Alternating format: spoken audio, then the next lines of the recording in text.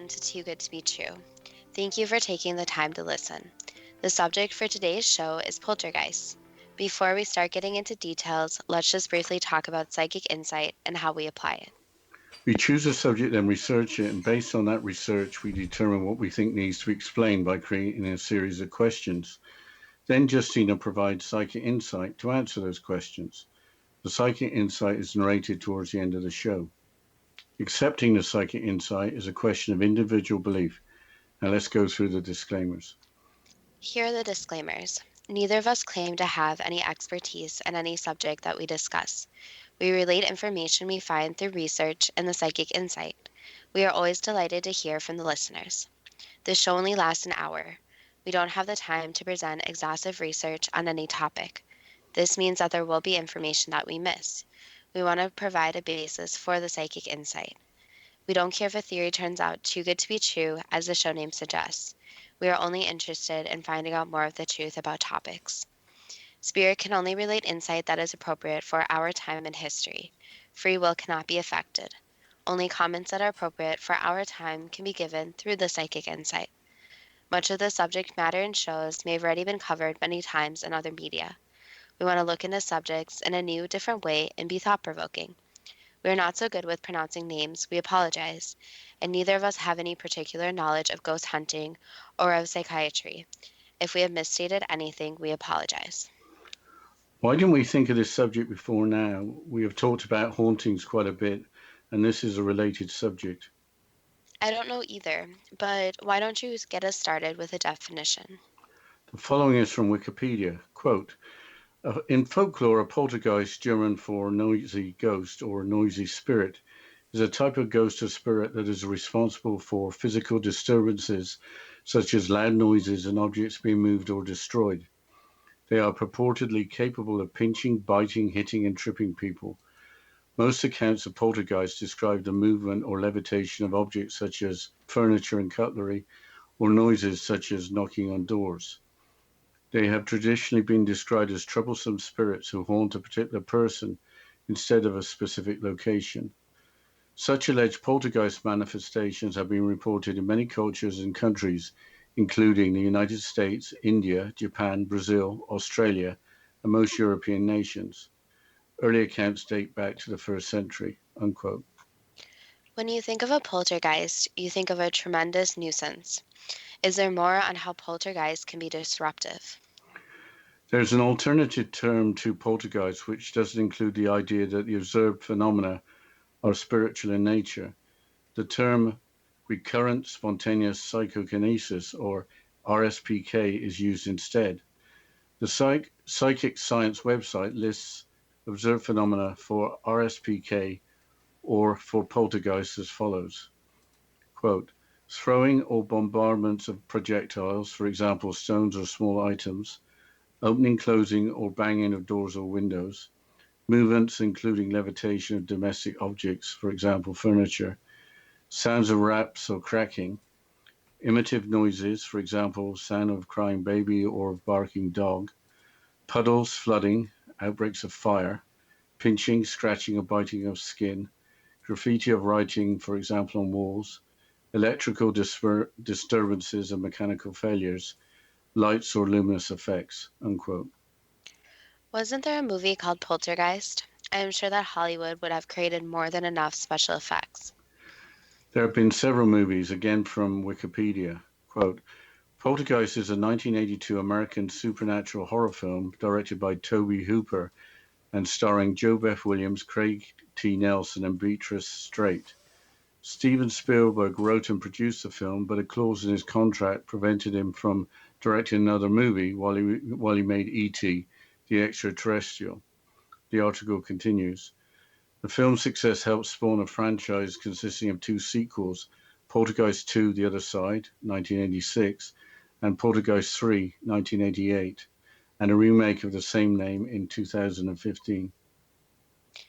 What was the storyline from the 1982 movie?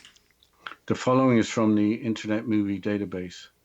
Quote, a young family are visited by ghosts in their home. At first, the ghosts appear friendly, moving objects around the house to the amusement of everyone. Then they turn nasty and started to terrorize the family, before they kidnap the youngest daughter. The word kidnap is in quote marks. That sounds entertaining, but no, I don't think that ghosts can really kidnap anyone. Going back to the Wikipedia article in the 1st century, Roman scholar Titus Flavius Josephus provides an account. During an exorcism performed in 94 AD, when an unclean spirit was removed from an innocent individual, a bowl of water across the room was overturned by something or some force. That sounds a bit scary, but I'm pretty sure that a lot of exorcisms can be more scary than that. Do you have a more modern story to share? The website Listverse has an article from 2014 called 10 Terrifying Tales of Violent Poltergeist. Here is the account of the Greyfriars Cemetery poltergeist. The cemetery is in Edinburgh, the capital city of Scotland. Quote, Greyfriars Cemetery in Edinburgh is home to a ghost with a terrible reputation. It's the location of the tomb of George Mackenzie, a 17th century Scottish lawyer. He was responsible for 18,000 opponents of King Charles II being put to death, which earned him the nickname of Bloody Mackenzie. Back in 1999, a homeless man broke into the tomb in order to find shelter from the cold. Then he climbed into the coffin and it all went wrong. The coffin crumbled all over the terrified man and he ended up running away, covered in the dust of the long dead man. This thoroughly terrified a dog walker who probably thought he was seeing a ghost, but the real ghosts were yet to come. People soon started making claims about unusual activity around the tomb. The city council closed the cemetery to the public until local tour guide Jan Andrew Henderson set up an official ghost tour. Since then, 350 people claim to have been attacked by a poltergeist around the tomb. There have been stories of broken bones caused by the spirit, and 170 people have passed out during the tour. There's another grave at Greyfriars that could well be the cause of the evil force. Harry Potter fans have been visiting the cemetery to lay messages beside the grave of a man named Thomas Riddell, the original name of Lord Voldemort. J.K. Rowling has said that the grave may well have been a subconscious influence in her choice of name, or perhaps Thomas Riddell really was an evil wizard, and Rowling knows more than she's letting on, unquote. J.K. Rowling used a different spelling for Tom Riddle's last name with one L instead of two. But J.K. Rowling did write most of the Harry Potter books while living in Edinburgh.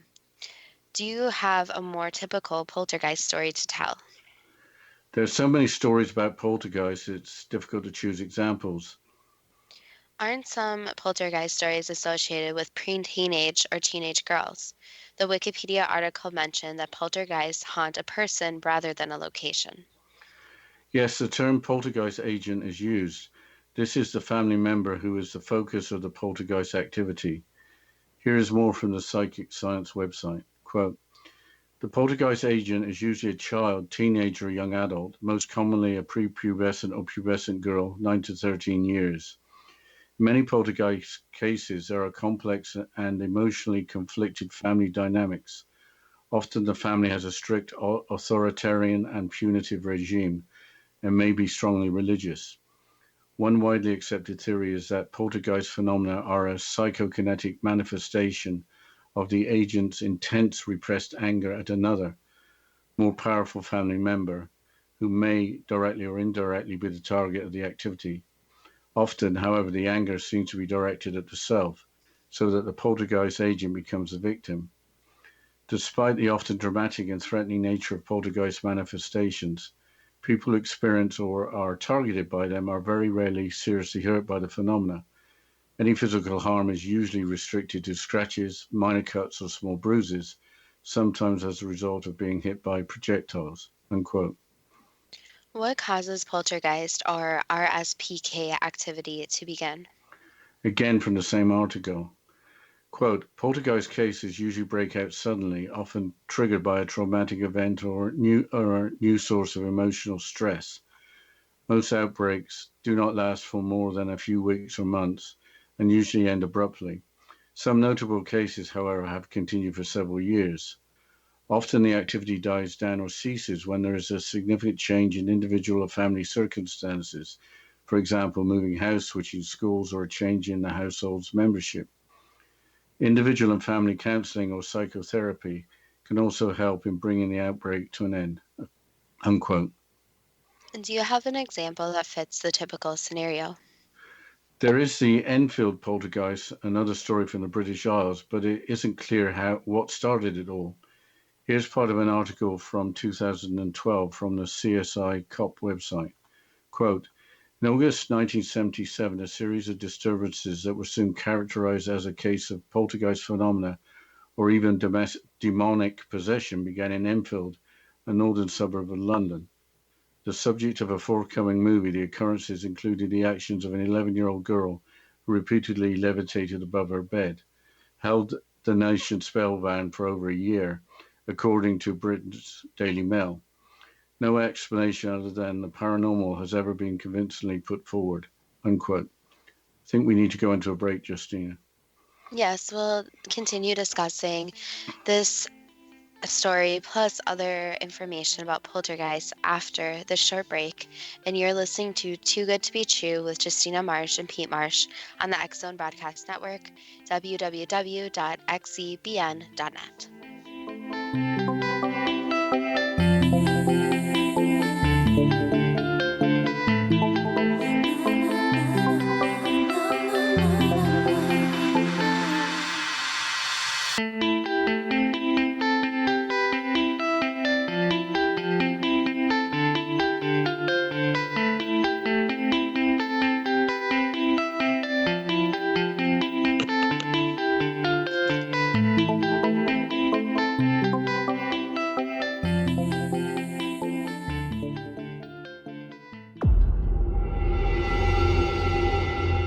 Whether you're a skeptic or a believer, join me, Rob McConnell, as together we'll investigate the world of the paranormal and the science of parapsychology here on the X Zone Radio TV show on XZBN and the X Zone TV channel on Simul TV.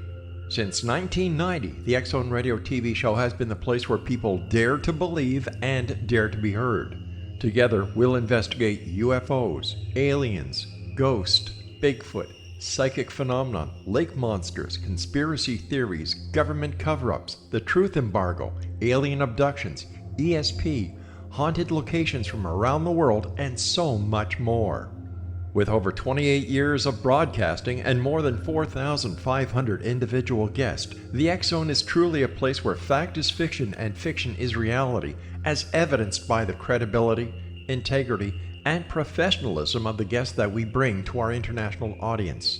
If you have seen a UFO, had a close encounter, seen a ghost, Bigfoot, lake monster, or a story that you would like to share or have investigated, contact me, Rob McConnell, by sending me your email to xzone@xzoneradiotv.com, or you can call toll-free 1-800-610-7035, extension 143, and on Skype, X Zone Radio TV.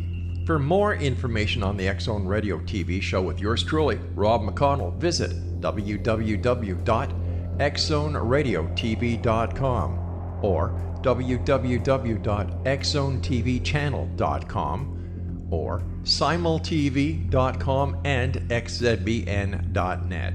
Until next we meet here in the X Zone from our broadcast center and studios in Hamilton, Ontario, Canada, always remember, X Zone Nation, keep your eyes to the sky and your heart in the light.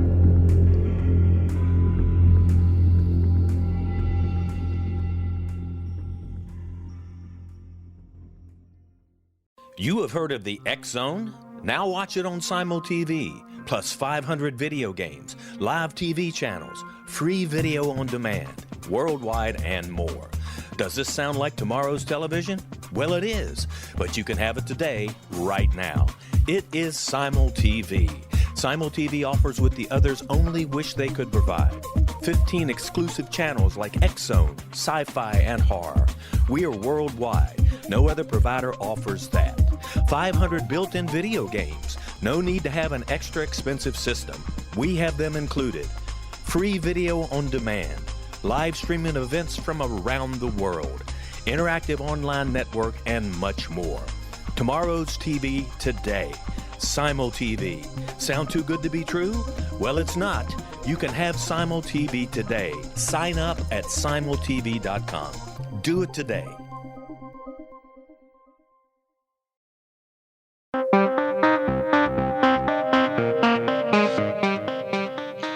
Welcome back to Too Good to Be True. And before the break, we were discussing the Enfield poltergeist story that supposedly a girl was levitating. So, Dad, can you please continue with this story? Sure, the pictures of the girl levitating that are all over the internet could have been staged by the girl jumping. She is not shown levitating horizontally on her back. The reaction to the off-the-ground 11-year-old from the other children in the room in different photographs appears a little theatrical, so I'm a little skeptical. Was the movie ever made? There was a movie made in 2008 and a miniseries made in 2015, both British productions. The story was the basis of the Hollywood movie The Conjuring 2, made in 2016. But was the story really a hoax? An article from the Australian news website published in 2016 described some of Margaret and Janet Hodgson's involvement in making of the movie The Conjuring 2. Margaret and Janet were the two girls that were the objects of the alleged poltergeist attention. So it was two sisters and not just one girl. That appears to be the case. Here's part of the Australian news website article. Quote, as part of research for the new film, Margaret and Janet Hodgson were taken back to their old London council house to relive their version of events. Janet, who was 11 at the time, seemed to be the focus of the activity, and photographs appearing to show her being flung up through the air by unseen forces generated fascination and panic in equal measure.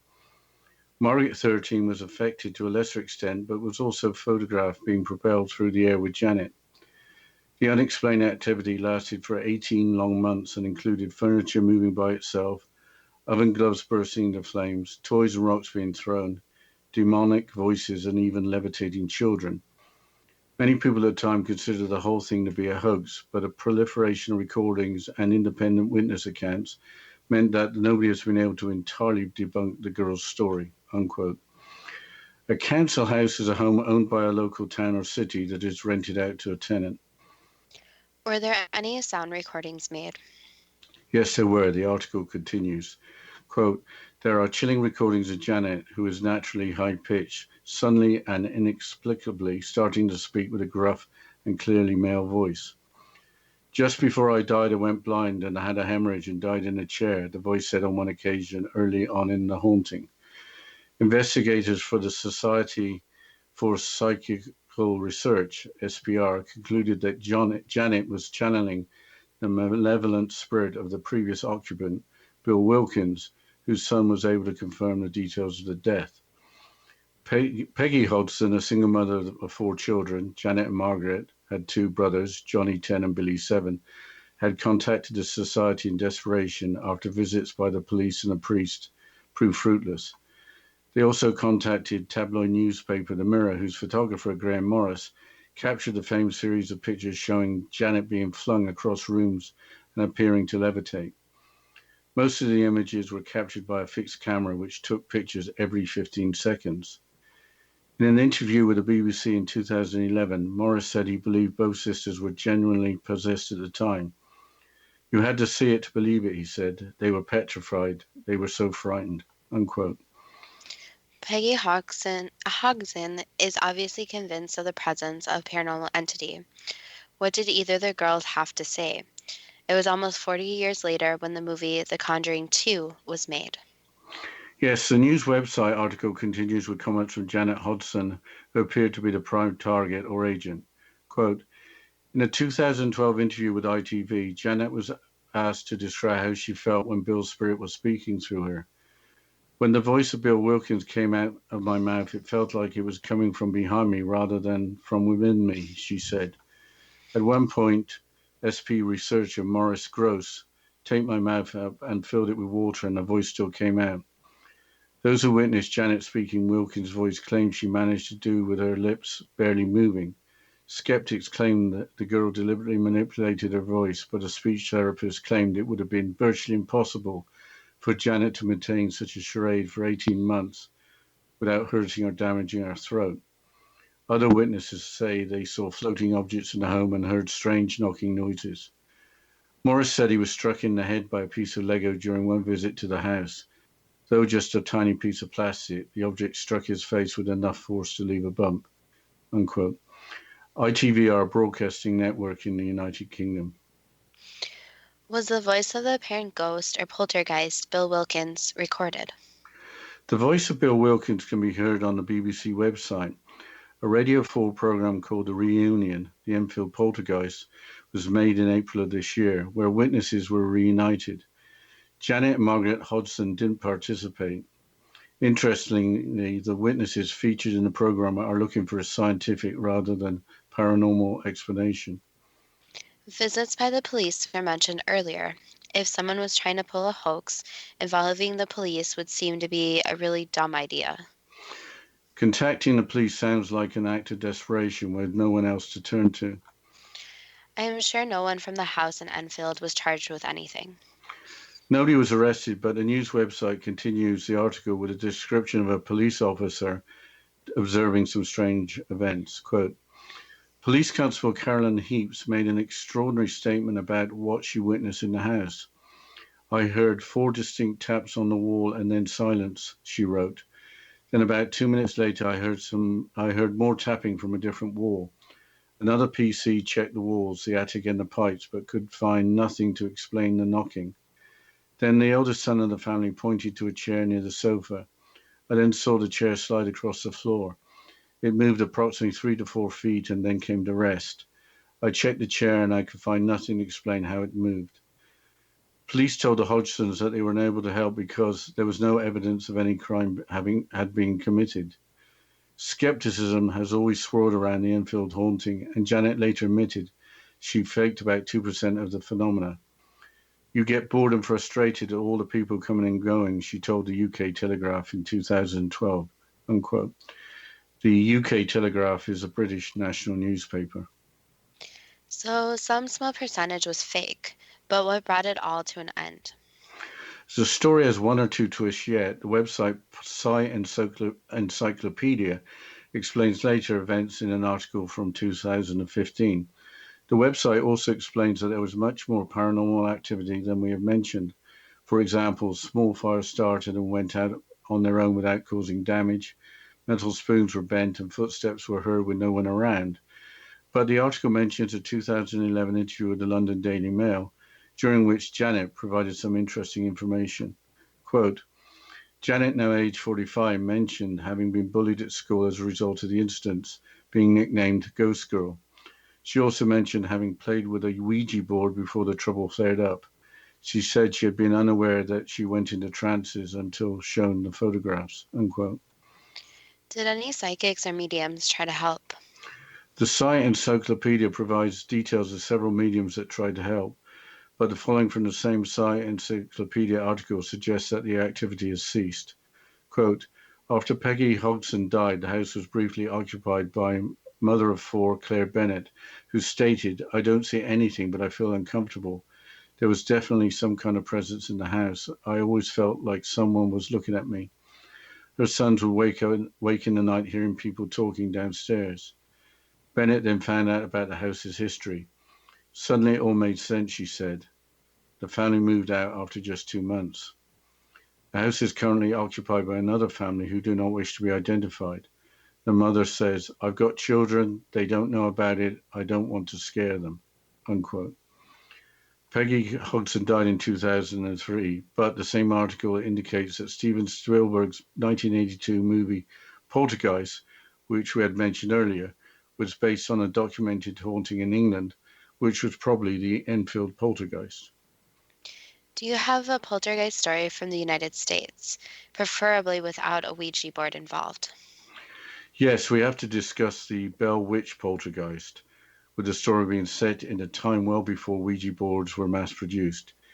Here is the introduction to the story from the website Imagine Spirit. Quote, the Bell Witch story is one of the most chilling and documented accounts of a poltergeist haunting of a family in early America. In the early 1800s, a family by the name of Bell moved to the Red River Bottomland in Robertson County, Tennessee. They settled in a community that later became known as Adams. It is there they prospered and became respected members of the community and pillars of the local church. One day in 1817, John Bell and his oldest son were out hunting when they encountered a strange-looking animal.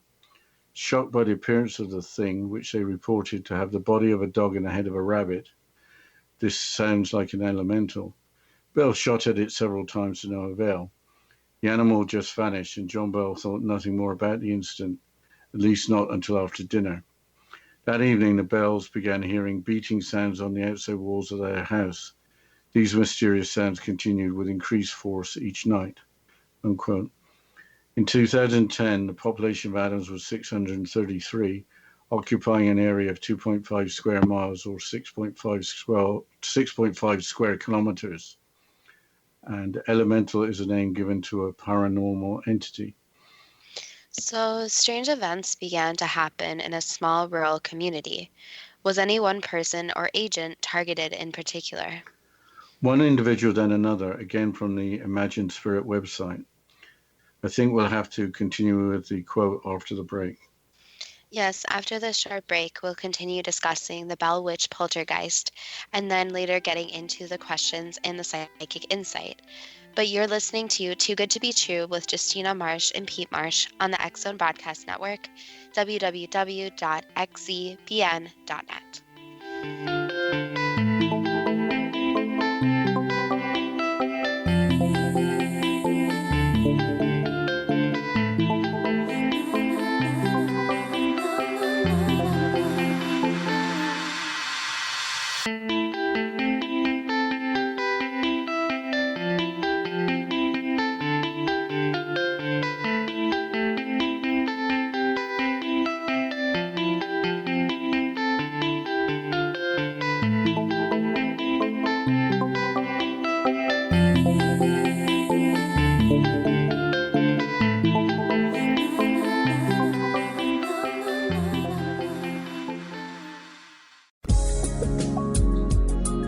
Broadcast studios in Hamilton, Ontario, Canada, to the world and beyond.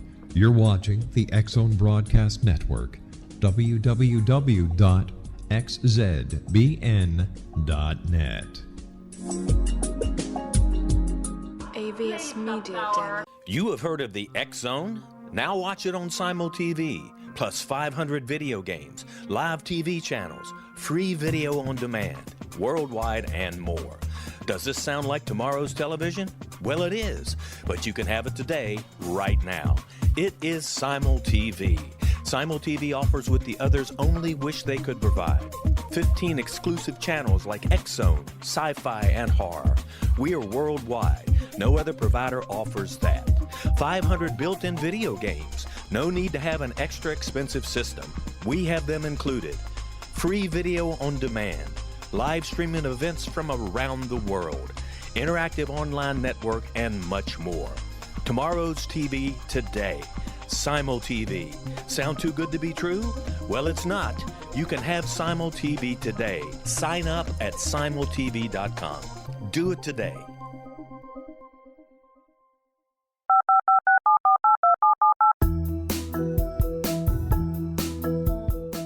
Did you know that when you're on the road with limited data or Wi-Fi, you can still listen to the X Zone Radio Show with Rob McConnell, The Science of Magic with Gwilda Wiyaka, X-1, Dimension X, Space Patrol, and every minute of the X Zone Broadcast Network by calling 213-401-0080, courtesy of Audio Now.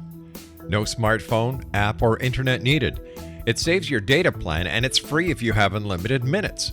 Call 213-401-0080 to listen on any phone, anytime, anywhere. Remember 213-401-0080 for the best of the paranormal, parapsychology, and sci-fi radio programming anywhere, 24/7, 365.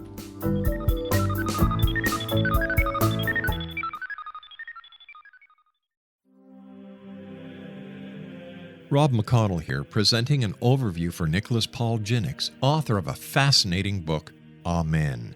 It presents facts revealed by Egyptologists, facts that enable us to understand why Amen is the beginning of creation of God. It provides recommendations for religious leaders of the major religions to unify their beliefs and teach the Word of God. Love one another. Amen informs people how mankind conceived God. It was the Egyptians that developed the concepts of a soul, a hereafter, and Son of God. And finally, after the worship of many gods, they conceived the belief in one universal God, the maker of all there is. For more information, visit www.futureofgodamen.com. That's www.futureofgodamen.com. Welcome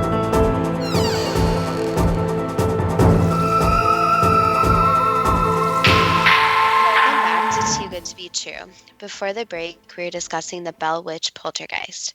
So, Dad, we were discussing if there was one person targeted. Can you continue with this? Yes, I will. I'll continue with a quote from the Imagined Spirit website. Quote, as time went on, the bells began to hear more strange noises. Only this time they sounded like faint, whispering voices.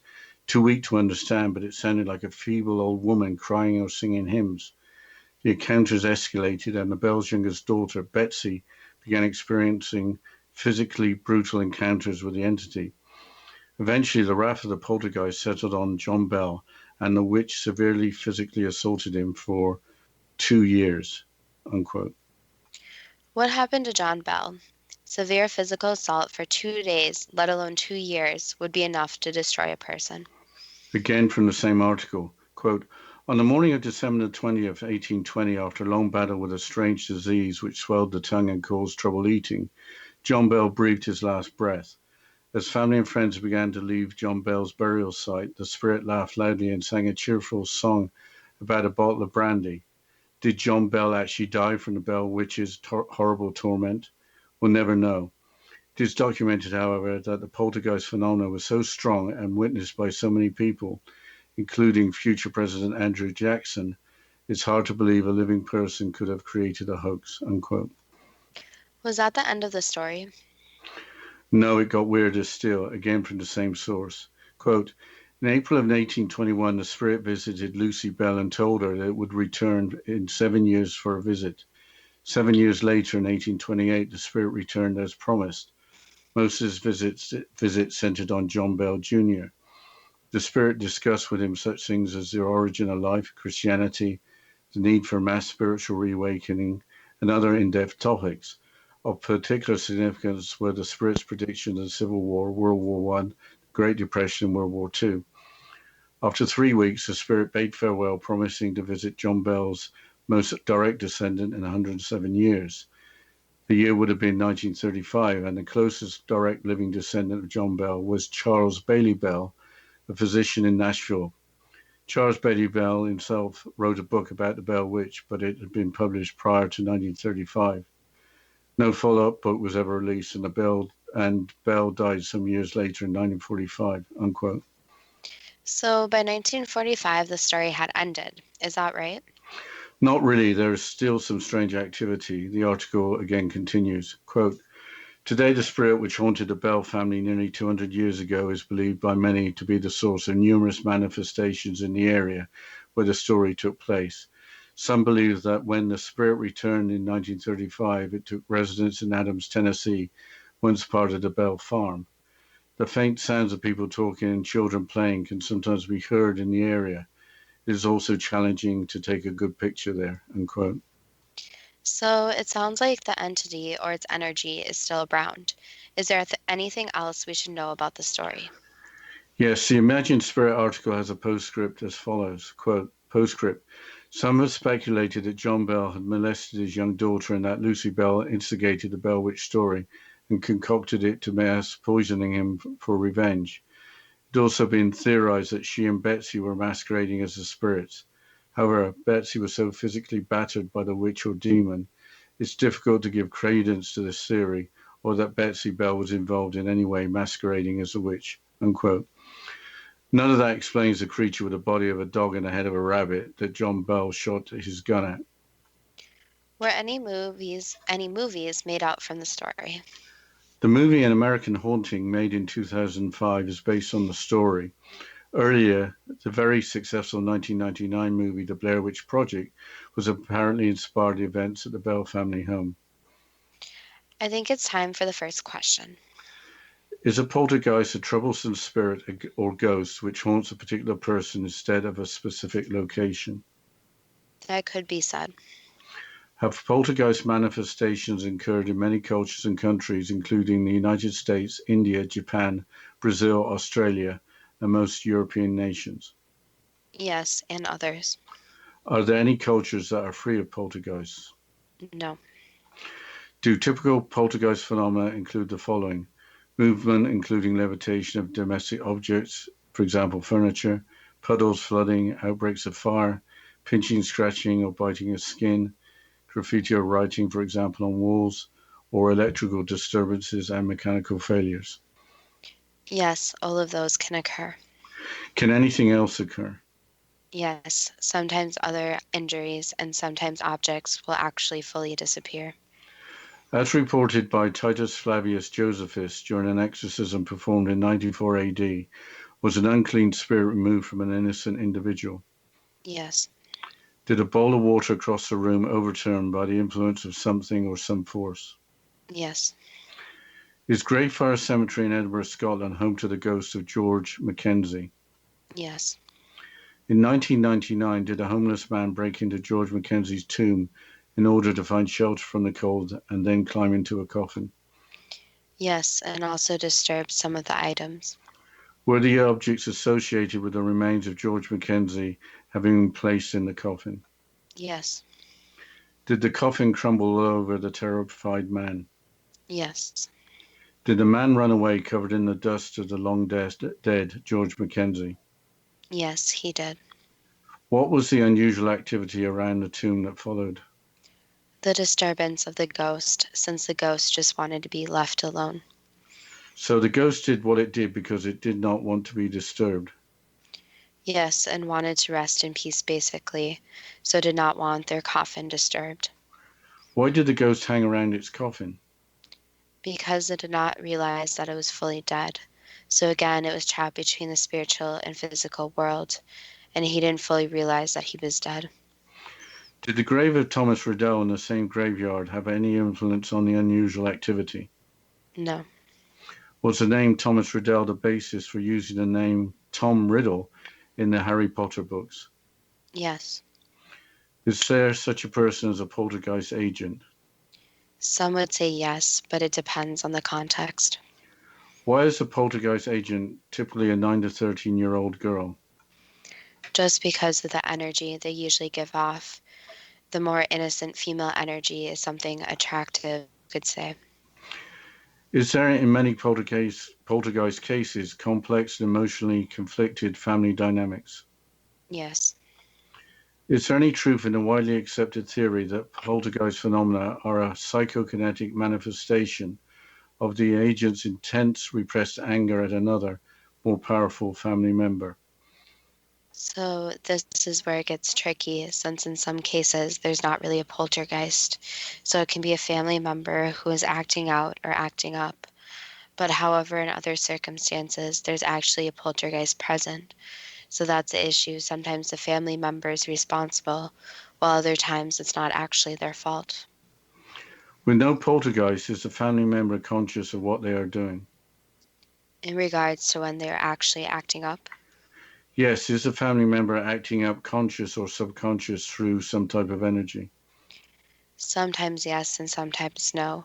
So yes, sometimes it's on a subconscious level where something bad occurred to them and they're acting out and they don't realize that they're actually doing it. But in other cases, no. They have some type of idea that they're actually acting out. So again, it's very individualized. But when a poltergeist is present, usually the person has no idea that it is affecting them until much later.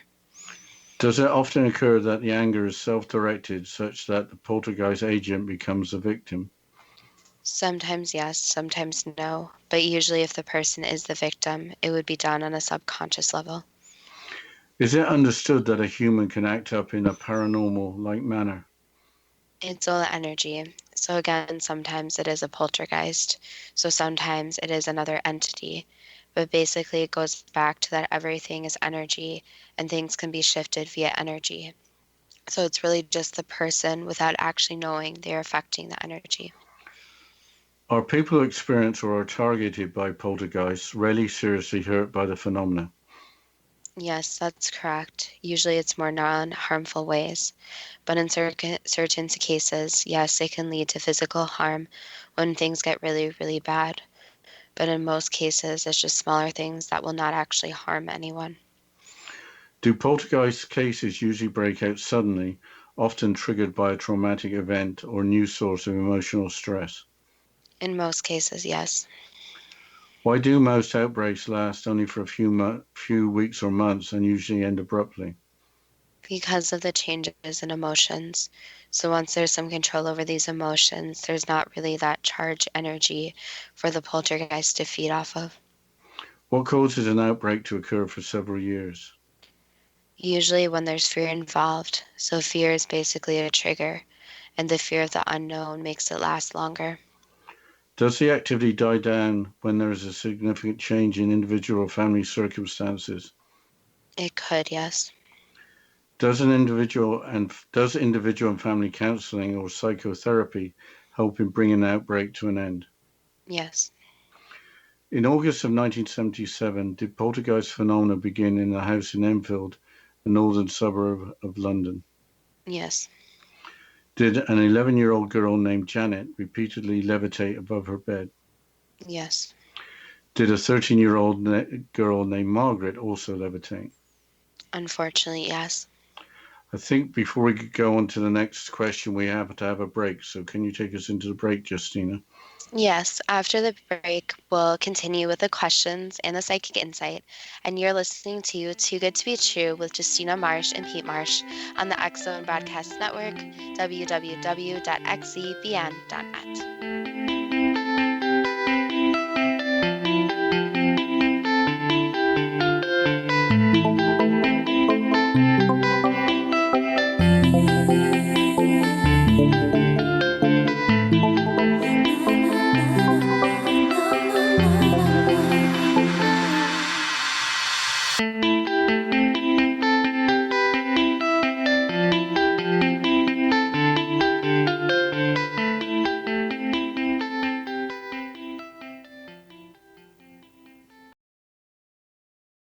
You have heard of the X Zone? Now watch it on Simul TV, plus 500 video games, live TV channels, free video on demand, worldwide, and more. Does this sound like tomorrow's television? Well, it is, but you can have it today, right now. It is Simul TV. Simul TV offers what the others only wish they could provide. 15 exclusive channels like X Zone, sci-fi, and horror. We are worldwide. No other provider offers that. 500 built-in video games. No need to have an extra expensive system.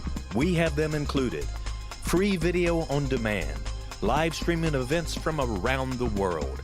Interactive online network, and much more. Tomorrow's TV today. Simul TV. Sound too good to be true? Well, it's not. You can have Simul TV today. Sign up at simultv.com.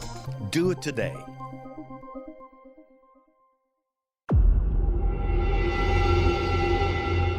Whether you're a skeptic or a believer, join me, Rob McConnell, as together we'll investigate the world of the paranormal and the science of parapsychology here on the X Zone Radio TV show on XZBN and the X Zone TV channel on Simul TV.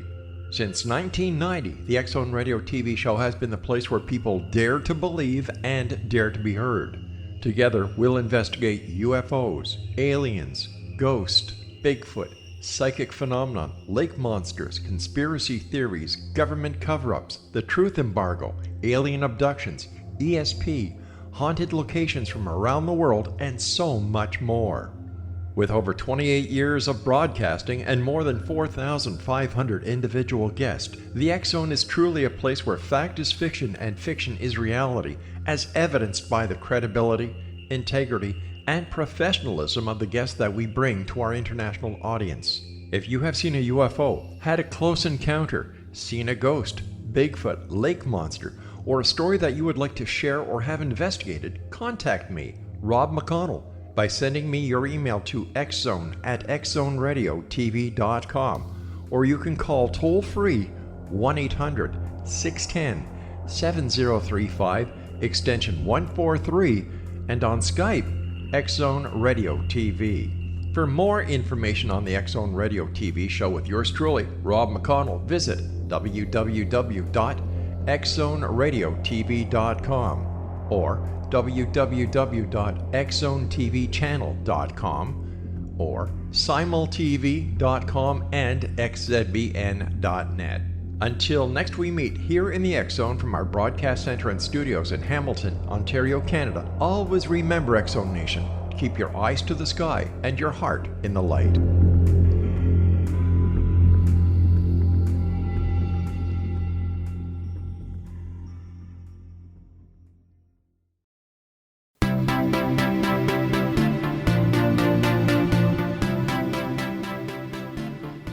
Welcome back to Too Good to Be True. Before the break, we were going through the questions and the psychic insight about poltergeists.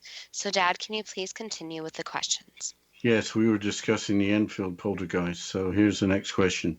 Did furniture move by itself and oven gloves burst into flames? Yes. Were toys and rocks thrown in the air and demonic voices heard? Yes. Did an entity talk through Janet? Unfortunately, again, yes. Sometime before, did a male person go blind and hemorrhage before dying in a chair? Yes. Did that happen in the same home as that of the children, Janet and Margaret? Yes, it did, but it wasn't completely related.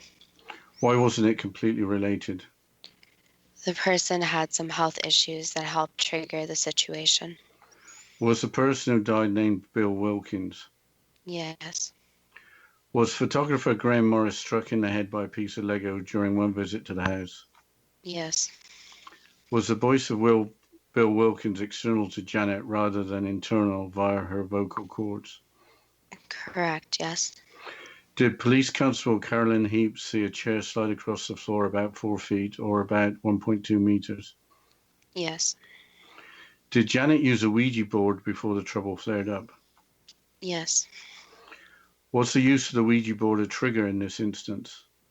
Yes, it opened up basically a door where an entity could come through. If a Ouija board had not been used, would nothing have occurred? Not the weird things, no. Are Ouija boards a factor in preteen or teenage girls having poltergeist-like experiences? It's two factors at play since teenagers are more likely to use Ouija boards because of their curiosity. So the most number of people usually using them are teenagers, and also because teenage girls like to play different games that scare them.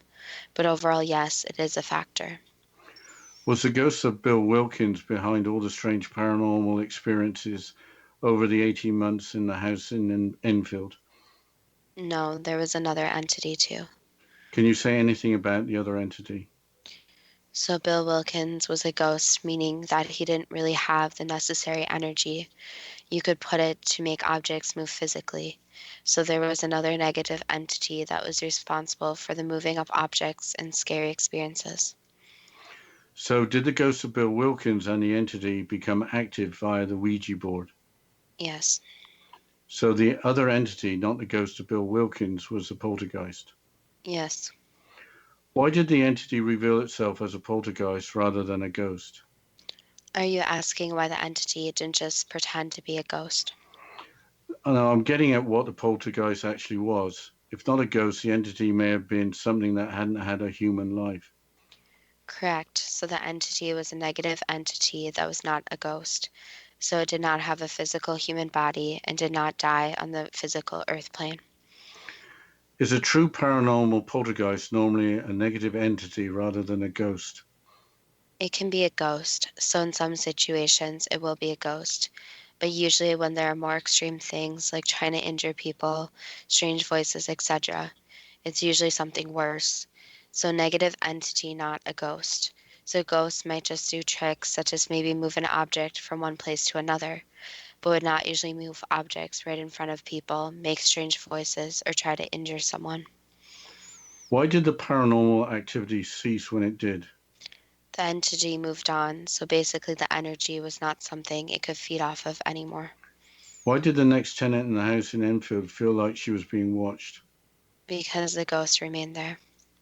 Was anyone in the household in Enfield an agent of the poltergeist? Yes and no. Again, the agents of a poltergeist are something that is not completely clear, but it could be said that it was more attached to some than others, yes. Why did the ghost of Bill Wilkins do what it did? It wanted attention and was confused to where it was. Changing the subject to the Bell Witch poltergeist, in 1817, did John Bell and his oldest son encounter a strange-looking animal with the body of a dog and the head of a rabbit? Yes, Was the creature an elemental or paranormal entity? yes. Can you say anything about the creature? It was not a good creature. It was a very negative creature. Did John Bell shoot at it several times with a strange creature just vanishing? Yes. Why did the paranormal creature just show up? This is very unfortunate, but it was looking for some physical beings to bother, basically. So it wasn't a physical creature, but more of a spiritual creature, where it wanted to scare people and feed off of their fear. Later that day in the evening, did the Bell family begin hearing beating sounds on the outside walls of their house? Yes, Did the mysterious sounds continue with increased loudness each night? yes, As time went on, did the Bell family begin to hear more strange noises, sounding like a feeble old woman crying or singing hymns? yes. Did the encounters escalate with the Bell's youngest daughter, Betsy, experiencing physically brutal encounters with the entity? Unfortunately, yes. Did the wrath of the poltergeist eventually settle on John Bell, severely physically assaulting him for 2 years? Yes, On the morning of December the 20th, 1820, after a long battle with a strange disease which swelled the tongue and caused trouble eating, did John Bell breathe his last breath? yes. Did John Bell die of a normal human disease or something caused by the entity? Basically both. So he did have a disease, but the entity tried to amplify the process of the disease. So he would have died from it eventually, but the entity tried to, you could say, amplify it so the death would be sooner than expected.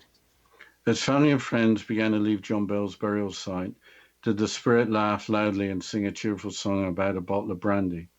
Yes, Was the poltergeist phenomena witnessed by many people, including future President Andrew Jackson? yes, many people saw it since it was so unusual. In April of 1821, did the poltergeist called the Bell Witch visit Lucy Bell, tell her that it would return in 7 years? Yes, trying to scare her. Did the poltergeist return 7 years later, visiting John Bell Jr., discussing various subjects? I tried to contact him, yes. Did those subjects include the origin of life, Christianity, the need for a mass spiritual reawakening, and predictions of the Civil War, World War I, the Great Depression, and World War II? Not exactly, no. The stories of what the poltergeist said are very embellished. After 3 weeks, did the poltergeist called the Bell Witch say farewell and promise to visit John Bell's most direct descendant in 107 years? Yes, again to cause fear and the fear of the unknown. Was there a follow-up visit in 1935 to the closest direct living descendant, Charles Bailey Bell? It tried, yes. Is the poltergeist called the Bell Witch still manifesting itself near the site of the Bell family farm? It keeps trying, yes, but it needs energy to be able to manifest itself. Has it used up its energy with its activities over the years? Yes, lots of energy. Today are faint sounds of people talking and children playing sometimes heard in the area. Yes, but that's also not always caused by the poltergeist, but also by imprinting. Is it difficult to take good photographs in the area? Yes, but again, there's multiple factors, not just the poltergeist, but also the energy from previous times, and so much happened in the area, so it's not just one factor. In 1820, was a member of the Bell family acting as the agent of the poltergeist? That could be said in this case, yes. Were any of the Bell family's children abused around the year 1820? No. Why did the poltergeist called the Bell Witch do what it did? It wanted to feed off the fear and wanted to scare the family to the point where there was so much fear, since that's what it lives and survives off of. Is it because the less people fear it now, it has less energy? Yes, and also the family is no longer there, so usually the poltergeist aims for one certain family member, and after you could say finished with the family, it has nothing else to really survive off of. What can we learn from the general subject of poltergeists? Number one, again, as previously stated, Ouija boards are something not to be messed with and are sometimes open doors that are very difficult to close. And number two is that the fear is one of those emotions that is very difficult to handle. But when the unknown is happening, almost the worst thing someone can do is fear it. So sometimes trying to find a logical explanation and actually laughing it off and being positive about it will actually help. So the fear is something that's very hard for a lot of people to overcome. But in many different cases, it's actually better to either make a joke about it or be positive about it, since positivity is basically the best thing, especially in these cases. That was the last answer. Assuming that a spirit or ghost is manifesting as a poltergeist is removing their energy by not fearing them. Too good to be true. That depends on what you are prepared to believe. Well, there are both paranormal and scientific explanations for different poltergeist phenomena. So I thought it was fascinating that there could be not only ghost spirits, but humans acting to create poltergeist activity. I think my biggest takeaway from the whole entire episode was that if something weird is happening, to kind of just laugh it off. I thought that was an interesting comment, since usually our first reaction when we hear a weird noise or see something move is to actually get scared. So I think that's kind of something positive to do, is just laugh about it and be like, oh, weird, we just heard a weird noise, or oh, weird, something just moved. So that was my biggest takeaway. Okay, I think we're running out of time. I think you should just mention the Facebook page, the website, and request new ideas. Yes. So, as always, we would love to hear from the listeners. You can go to our Facebook page at Too Good to Be True, with the first two spelled TWO, or our website at togoodtobetrue.net. And as always, thank you so much to the listeners, and we look forward to next week's show.